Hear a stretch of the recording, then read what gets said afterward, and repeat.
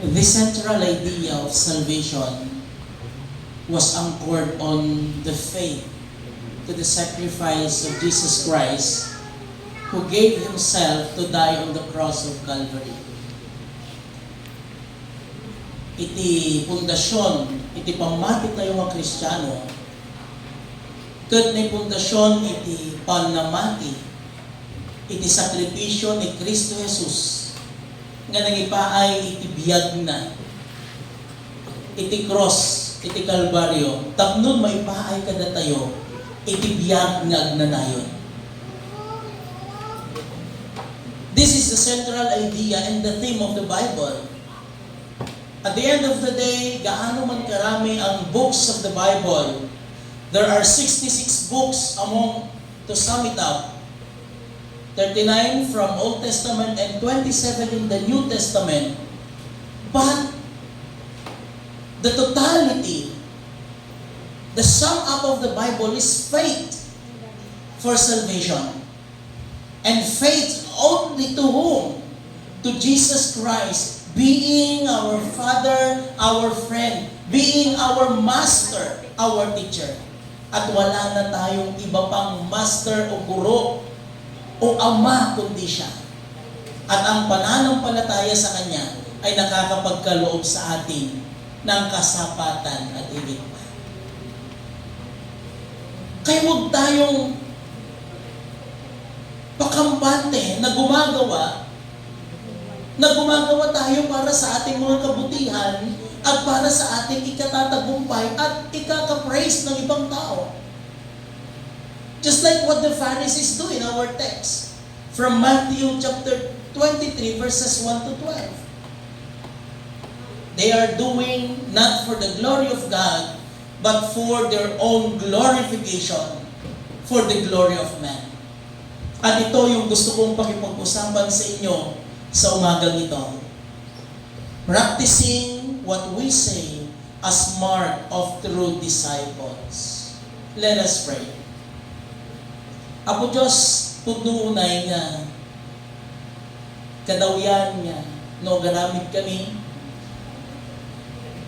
kaya't miti may tanay, gapo ka nagiti aramid mi. Saan ka nga nagaramid, gapo tay tanay mi tinagan mo, but then we wanted to be praised.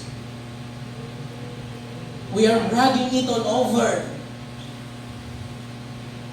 Tablo ni tikasta maamuanda nga da kami, tinangaramid ka di kito. But then, Father God, kas ko na itinasantuan nga surat,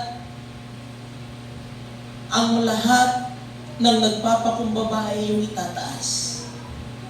At ang lahat ng nagmamataas ay yung ibababa. Isuro na kami nga ro, Diyos, nagpakumbaba. Tapno ni tikas na uray pay, kadagiti panagdangag, kadagiti sasaon. Matapuhatan ko mga kada kami, tinapakumbaba nga puso. Nga daan itirik na nagserbi. Saan nga tapno, may tag-ay kami no di kadisi ka nga Diyos, iti may tag-ay kadagiti biyag niya. Ay wanan na kam kadi o ako, ikan na kam tikinasirin. Kang runaan na dahito nga adipon mo nga mangipaay kadagiti sasaon. Tinagan ni Kristo Jesus nga po mi. Amen. Practicing what we say as mark of true disciples. Numapan tayo JSM at da iti makita tayong tag dagiti bagbado. Nung makita tayong bench ay nangina dayta. Napintas tatak na eh. No Prada mo't nga ba, ribo-ribo dayta. Lalo no tibag mo kat Louis Vuitton, Gucci. Aba, mga mamahalin yan, branded eh. We recognize one when we see its brand.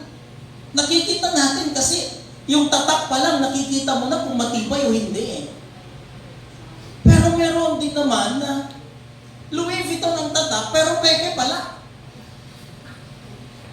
Prada, Gucci, Adidas, Nike, pero peke pala. May mga ganun din naman kasi na parang totoo sa paningin ng mga tao, but doon sa kaloob-looban, aba, doon pala nakatago yung kanyang baho. Hindi pala tunay. Isang tibadong ginatang mo di tiyangge, titatak na ko Benz, kung na di naglako, ay original Benz tayo, tanong tagi 150, ito na yung suot mo, huwag kang aasa na magtatagal. Baka madamdama, uksutan mo ko na bernito kilikilinan. Kasi, imitation mo garam. Ito mismo ang sinasabi ni Jesus Christ. Practicing what we say as a mark of true disciples. Papaano ba tayo makikita o papaano ba makikita sa ating mga mananampalataya yung katotohanan ng pagiging disipulo ni Kristo? Ano ba yung tatak natin? Is it genuine? Tama ba? Tapat ba? Totoo ba yung tatak natin bilang isang Kristiyano from the word itself, Christian, na ang root word is Christ, doon sa ating ginagawa? Sa araw na ito, mga kapatid, gusto kong magbahagi ng dalawang bagay. First, true disciples live by affectionate relationship and service towards others. Ang tunay daw na disipulo ay mayroong magandang pakikipagrelasyon sa kapwa, pakikitungo sa kapwa, at mayroong magandang paninilbihan sa kapwa. Discipleship are meant to be served, at to serve, not to be served. Itinibasa ko pa sa tinasantuan nga surat itay from Matthew chapter 23 verse 1 to 6. Kunana, kinuha ni Jesus kadagiti tattao, agraman kadagiti adalan na. At nakalintagan dagiti mga maestro tilintag, kan dagiti Farisayo, ang mangilawlawag itilintag ni Moises. Why? Because even from the very beginning of time, pinili ni Apo Diyos dagiti Farisayo wenno dagiti tribo ni Levi. Tapno iti kasta agbalindang otoridad iti panakailawlawag dagiti lintag ni Apo Dios. They sit on the throne of Moses. Moses being the first Levites or the first Pharisee. Dagiti descendants na. Kaya't nangaroon nga sa one, Jesus Christ acknowledged the authority of the Pharisees and the scribes. Isuntunan na at dakarbangan dagiti Farisayo kan dagiti eskriba nga mangilawlawag dagiti lindentag ni Moises. Bakit? Yun ang kanilang trabaho. Walang masasabi si Kristo na against doon kasi trabaho nila yon. However, ayat ko na dito, isot gapuna nga aramidin nyo dagiti isursuro da kada kayo. Kasi tama naman yung mga sinasabi ng Farisayo Dayawon da amang kun inam. Itad mo te pagkapulong ka niya po Diyos. Ngilinom tel daw di panaginana. Di ka magtakaw. Di ka mamapatay. Di mo aguman ti kadwa iti kinabaknang wino ti asawa iti karubang. Agaramid ka tinasaya at ito iti kayat ni Apo Diyos para kanta. Walang mali doon. At lahat ng iyon itinuturo ng mga eskriba at fariseyong ito. Kaya sinabi ng Panginoon, gawin nyo, surutan nyo, dagiti ibang paghahanda kada kayo. However, at the end, kunan ni Kristo, however, saan nyo matultuladan, dagiti aramida, tadi damag aramidon, dagiti isusuruda. So kung nakatay, Louis Vuitton ti tatak na ng imitation mo't gaya. Inikam lang iti limang garapon iti aramang na pugsaten tanadagsan karganan. Kasi hindi genuine. Hindi tama. Kaya sabi ni Kristo, maganda naman yung itinuturo ng mga Fariseyong ito Tama naman yung mga pinagsasasabi nila. However, yung mga ginagawa nila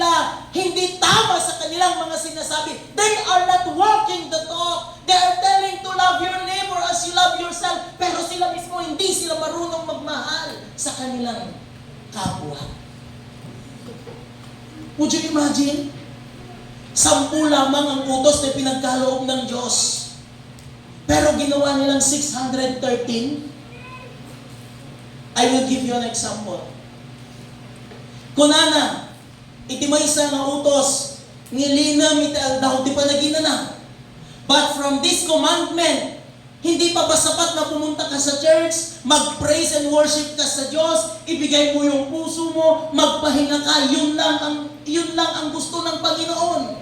To praise Him during 7 day of the week. Pero ang ginawa ng mga Pariseyong ito, napakarami nilang idinagdag. Pag pumunta ka sa church, kailangan mong magbigay ng isang buong baka na malinis. Isang buong tupa na malinis. Pag pumunta ka sa church, ibigay mo yung unang sahod mo. Ibigay mo yung 10%. Ano pa? Pag pumunta ka sa church, kailangan huwag kang magdadala ng anuman kasi wala dapat magtratrabaho. Kaya nga sa mga Hudyo, Biyernes pa lang wala nang nagtratrabaho. Biyernes ti malam, lutuan daanin nga kanunda, naging ganat Sabado ti malam. Pero hindi yun ang sinabi ng Diyos. Ang sinabi ng Diyos, ngilinam ti aldaw apa naginana. From that, nagaramid na iti Pariseo, tinakad-ado pa'y nalintag, may papahan iti dayta.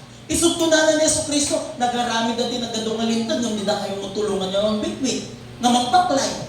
Hindi naman itinuturo sa inyo kung paano ninyo dapat gawin ang mga laws na ito.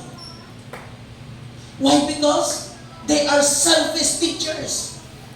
Sinasabi nila sa inyo ang dapat ninyong ang kautusan. Pero hindi nila ginagawa kung ano ang sinasabi ng kautusan. You see? Isot ko naman ni Jesucristo, napintas na giti pagpagadaaran dito nyo. However, huwag niyong tularan ang kanilang mga ginagawa. Why? Because the Pharisees and the scribes are not walking according to their talking. Ano ngayon ang kanilang pagkakakilanlan? Hypocrite. Kaya sabi ni Kristo, you hypocrites, you are teaching the law, but you are not abiding the law. Sad to say, this kind of attitude is still common to us today. Itong ganitong klase ng ugali, ng attitude, common pa rin sa atin ngayon. Napakadali nating magsalita. Napakadali para sa atin ang magpuri sa Diyos at magsabi ng mga magagandang bagay tungkol sa Diyos sa ating kapwa. However, just like the Pharisees, we are not walking the talking. We are not walk according to what we are saying. Isugarod nga na uso dahil pagsasaw nga, walk the talk. That with this, we may be reminded always that the Word of God is being alive when it is our action that speaks. Hindi mo lang basta sabihin, mahal ko ang aking kapwa, kundi kung wala ka namang ipinapakita ang mga ebidensya ng pagmamahal sa iyong kapwa. Hindi mo pwedeng basta sabihin sa iyong kapwa na may sakit, na nagugutom, nangangailangan na mabuti ang Diyos kung hindi ka nagpapakita ng mga paraan na tama nga na mabuti ang Diyos.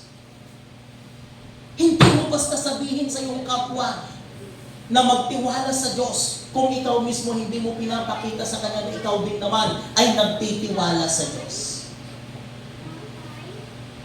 Imagine niyo kung si Pastor Ferson Lizardo sinasabi niya dito sa pulpito na magmahalan tayo, magbigayan tayo. Ngumno daw may mo dito nga nagkasapulan ko, 40 kwartana ko di mo mangtay. So isa akong Pariseo. And not only me. Imagine niyo kung isa sa inyo, tingnan niyo ngayon katabi ninyo. Tingnan nyo yung nasa likod ninyo, yung nasa harap ninyo. Imagine niyo kung isa sa inyo ay nagsasabing, mabuti ang Diyos, kapatid. Sinasabi niya ito sa kanyang kapwa. Pero yung kapwa niyang pinagsasabihan niya walang bigas na may sasaing mamayang hapon, pero siya konte-container ang bigas niya sa bahay. Practical. Hindi tayo lalayo sa araw-araw na nangyayari sa ating buhay.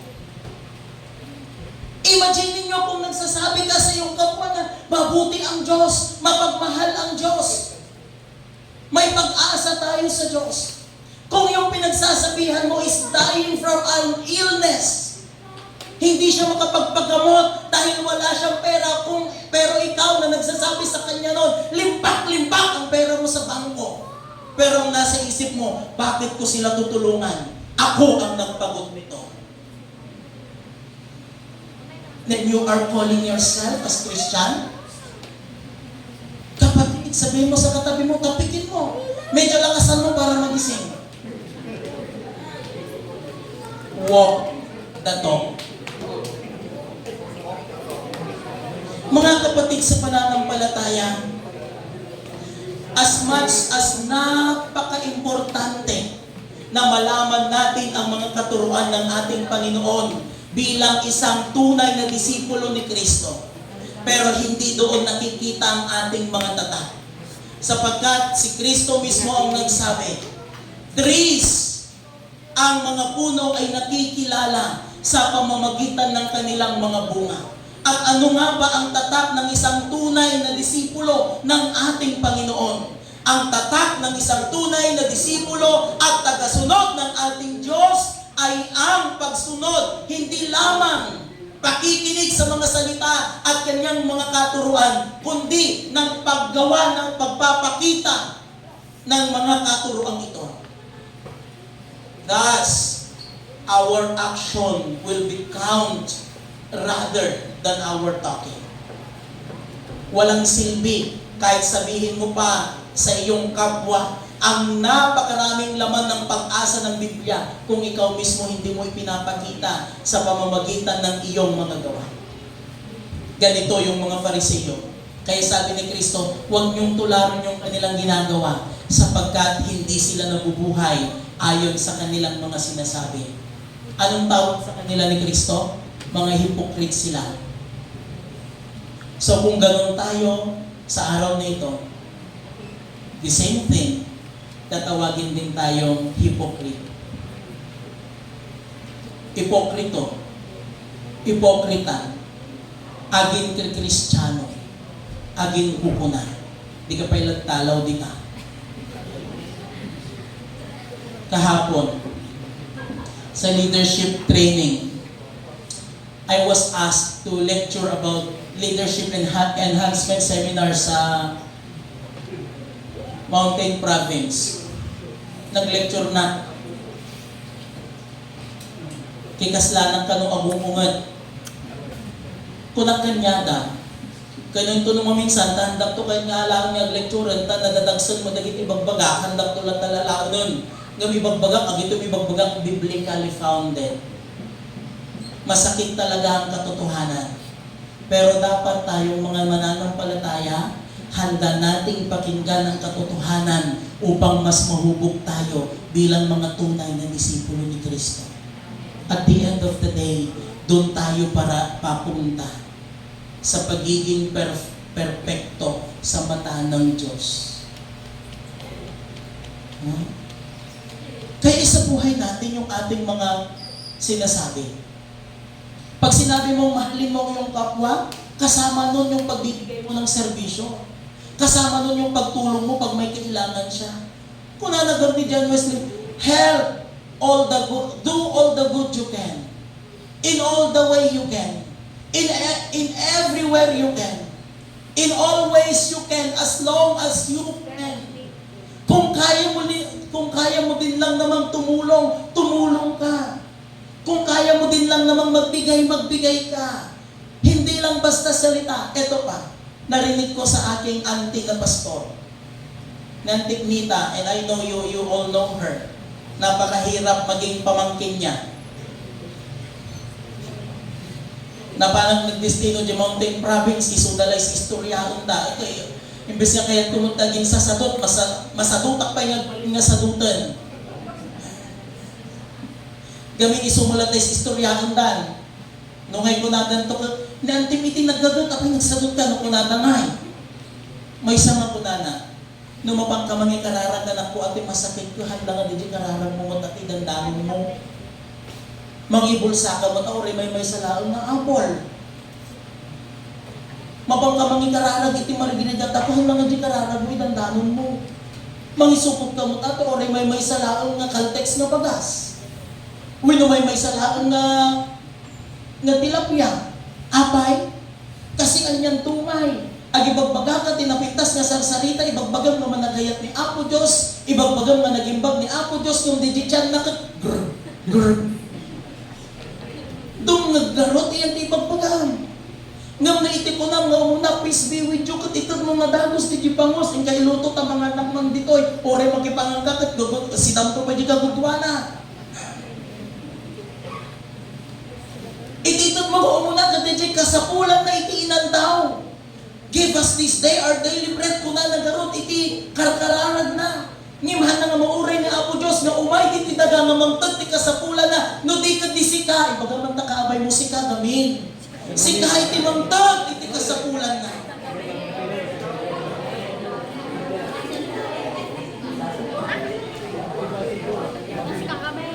Sika iti mangtag, ti kasapulan na. Katno ti impasabat mo kung kuha na kadejit kape ng biskwit, wino gatas ng biskwit, wino agas, no awan agas na, wino pagpapigsa na ng karnit baka. Wow ha?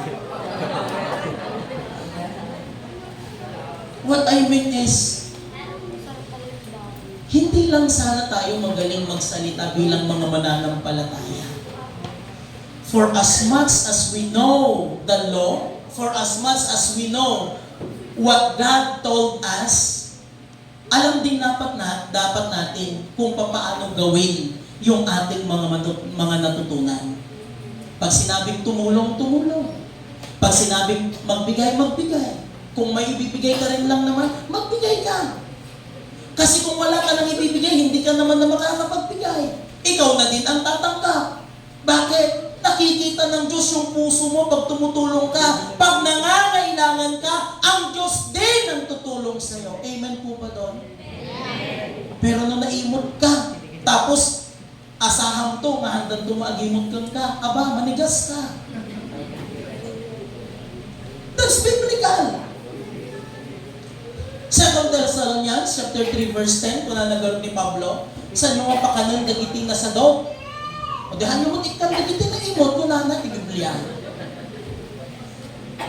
Nung naimot kayo, itipada yung mga tao, kat agdamad, kay bagbagayo ang Kristiyano kayo, amuyo, dagiti isursuro ni Apo Diyos, sa totoo lang, ipokrito kayo.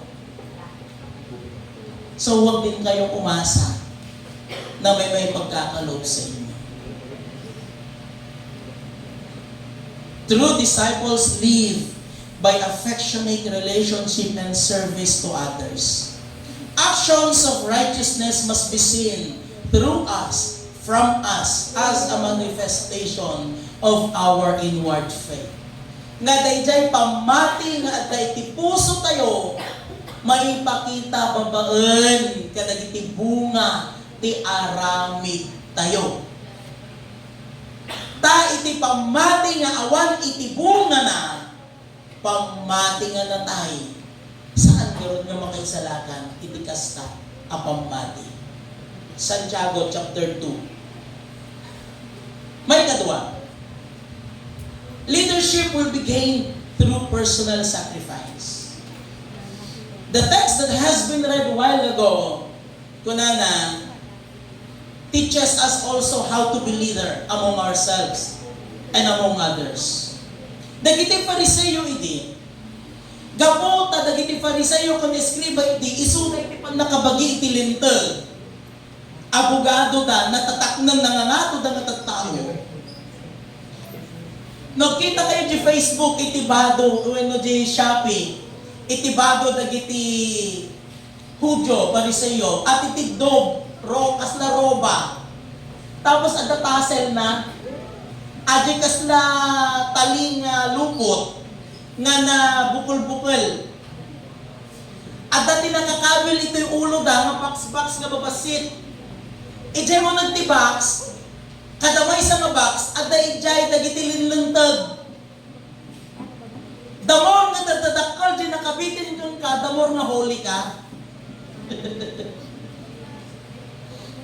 Dagito'y nga pariseyo, kada eskriba, paggaayat na iti at badbado iti nagagayat, niya dati burburda na, dati talina. At dati tassel na. Kan paggaayat na ngay susuot na gijay kalkalubong na nga dati nakakabil nga nakapalpalaw lang nga box nga babasit na. That is their identity. Kung na makita tita tao ida nga kasdayon, apo nakangat nga dun, iti panagkita ti tao. And these scribes and Pharisees are self-proclaimed God themselves. Why? Pudno nga ibagbagitan ni Apo Diyos, isudat mangibagit ko ni Moises, isudat mangibagit ko ni Apo Diyos. However, they themselves, proclaiming themselves as God. Why? Dahil mas gusto nila, dahil may ingat nato. Kung nanagod ni Kristo, kung pilyon da, dagiti pagtugawan, dagiti panganan. Iti gamin nga palawan, no, da ka presidential table, pang nangangato lang at tao di jay. Malagip ko na panak na ki Buda ijay apayaw. Pastor nak idin. Ngimahanda pa'y ang mahanda mo nga pastora. Tatay dinagga po kami jay simbaan, agbirog ng tagkararag di salunan. Dagito'y magkakadwa nga tagalanting. Ay, may kasama po kaming pastor. Pinsan nung ikinasal, kabagyan tinagkasal. Kahit nagkararaga ka, amuyo ka kabsat yung gali na dyan. Nupan na nga nun, ore mayor ka, ore congressman ka, ore SB ka, ore abogado ka, ang yaman tisaad mo, makipila ka. Agpila ka, awan ti pinaka-importante, awan tinangat nga to, awan nagpapaba. Nga may dinalpasa nga nagkararat ko na yung kabil na may isang alamisan, tadya aming nga mutahe pagtugawan dagkit din. Sabi ko sa sarili ko, ang mga taga-apayaw, ang taas ng tingin nila sa mga pinuno ng simbahan. Mas mataas kaysa sa tingin nila sa mga pinuno ng gobyerno. Would you imagine that? Jay, baging kumutak ko na pa na nagpilpila. Hana nagtugaw. Ito yung versiyo ko na ni Yesu Kristo. Pilyon dakit di ka nga ngatuan nga tugaw, iti panganan. Tapnon iti kasta maala da di panangraom, iti tao. Kay kayat na tagbagbago tinagagayad. Kay kayat na iti pararaom na iti tao. They are proclaiming themselves as God in their own ways. But then is that how you become a leader? Dahil ito problema kada tayo kakabsat, iti dahil ito nga panawan. This is the danger of falling into a trap of popularity, power, fortune, and other forms of achievements. Kasi kapag meron kang na-achieve, nakagraduate ka ni college, bachelor's degree na alam, at medyo nanak na ito ti purwang, ngam medyo high school graduate. Realidad. Bakit kita patitindan? Elementary graduate ka, degree holder ako. I experienced those. And I witnessed those instances of life. Nakaruntun nga tano nakamasteralan. Santo nakadoktoralan. Nalpas na ti postgraduate na. Di nandun pampansinan, di na magbaba. And this is the danger, sabi dito, of falling into a trap of popularity. Kung popular ka, nakamaman. If you have the power and the authority, nakamaman. If you have the fortune of life, wealth, nakamaman mutlaang. And other forms of achievements, often called amaze, haze, attitude. Bakit? Dahil sa popularidad mo, dahil sa natapos mo, dahil sa kagalingan mo, dahil sa kinabaknang mo, nay, nabungan ng dagitoy, dadya kinasi asino nga kas Kristiyano. You already lost your identity being a true disciples of Jesus Christ. I'm glad. Wala pa naman yata dito sa Silawit UMC ang ganon. Hindi ko lang alam kasi hindi ko naman pinakakasama araw-araw. Pero kung meron sanang ganon dito sa atin ngayon, from this day forward, alisin natin. Dahil tinawag tayo ng Diyos upang maging mabuting disipulo, hindi dahil sa ating kagalingan, hindi dahil sa ating kayamanan, hindi dahil sa ating mga naabot, kundi dahil sa ating mga attitude. Leaders are called by God not for their qualification, but from their hearts. Leaders must self-sacrifice. Isutkunanan ni Jesucristo, dagitoy nga Fariseo kun eskriba, paggaayat da iti maipadpadayaw, ngam ibagak kada kayo, di kayo nga agpaawag iti maestro, tamay maysa ti maestroyo nila ang Jesus. Di kayo magpaawag iti ama, nga kas pagpapaawag dagitoy nga Fariseo kada eskriba, tamay maysa ti amayo nila ang Apo Dios. Di kayo paawag iti maestro kan amagaya madya. Anya garti kayat na masuod di dyan. Kakapsat kan Kristo.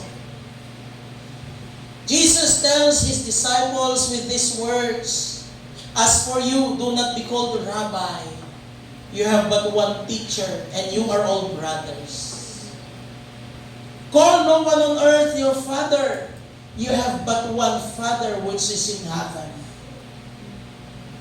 Jesus Christ wanted to warn us. Wanted to warn both His own disciples and the religious leaders about the temptation to seek honors and titles that draw attention of ourselves in place of God and His Word. Gamin, nung imaton itipurwa tayo, nung inikan tayo ang importansya, dagiti naaramid tayo, nakamit tayo, dagiti naabot tayo, then, doon na nagsisimulang pagbagsak. Doon na nagsisimula yung ating pagiging mayabang. At doon na natin naipapantay yung ating sarili sa Diyos at sa Kanyang trono. Kaya nga minsan yung mga mayayaman, hindi naman lahat ng mayayaman. Akala nila nagagawa na nila ang lahat dahil marami na silang pera. Look at the scientists nowadays. Meron na nga tayong tinatawag na cloning eh. Alam niyo yung cloning? Yung scientific method sa ibang bansa na gagawa sila ng kamukha mo, kasize ng katawan mo. Di ko lang alam, di ko nabasa lahat, pero hindi ko alam kung parehas din ng DNA. So akala ng siyensya, akala ng mga taong ito, mapapantayan na nila ang Diyos. Kasi masyado silang nawili sa kanilang katalinuhan. Akala ng mga taong ito, hindi na nila kailangan ng Diyos. Kasi masyado silang nag-focus sa kanilang kakayahan, sa kanilang kayamanan, sa kanilang kataasan. Hindi yon ang sinasabi ng banal na kasulatan. If you want to be a true disciples of Jesus Christ, we have to be a servant of all. We have to give a self-sacrifice. Tanunang nang runa nagpapababa tayo, nagpapakumbaba tayo, ni Apo Diyos nga mismo iti mangitag ay kada tayo. And we will bloom from where? we are planted. The message of our gospel today teaches us to serve the people with humility and sincerity, rather than with pride and self-promotion.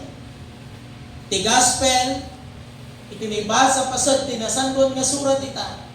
Isuro na kada tayo, iti panagbalin tayo mapudpudno, nga disipulo, nga mangipakita iti kinapakumbaba, kan iti kinapudno, saan kadi nga kinapalangwad, kan kinamanagin bubukudan. Let our words be the living testimonies of Christ. Pudno, dagiti sasaw tayo kuma, agbalin kuma, nga testimonyo kadagiti sabsabali, no kasano iti kinaimbang ni Apo Diyos kadagiti biyag tayo.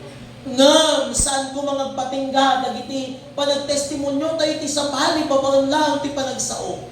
No di kadi, may kan iti lasag tayo nga sao tayo, babaan iti panangaramid tayo, iti nasayaan, kadagiti kaaruba, kadagiti kakaduwa tayo. Kakabsat ken Kristo, iti mensahe tangal daw, isuro na kada tayo, iti panagbalin tayo, manapudpudno nga disipulo. Napakadaling matawag na Kristiyano. Ngunit, tama ba yung marka? Huwag na tayo dun sa marka. Tama ba yung kalooban? Ang sabi ko nga kanina, baka naman Prada, pero imitation pala. Baka Kristiyano ka, ngamagin ka Kristiyano ka magkaya. Walk the talk. As Jesus Christ disciples, we have to practice what we say as a mark of true disciples of the Lord. In the name of the Father, and of the Son, and of the Holy Spirit. Amen.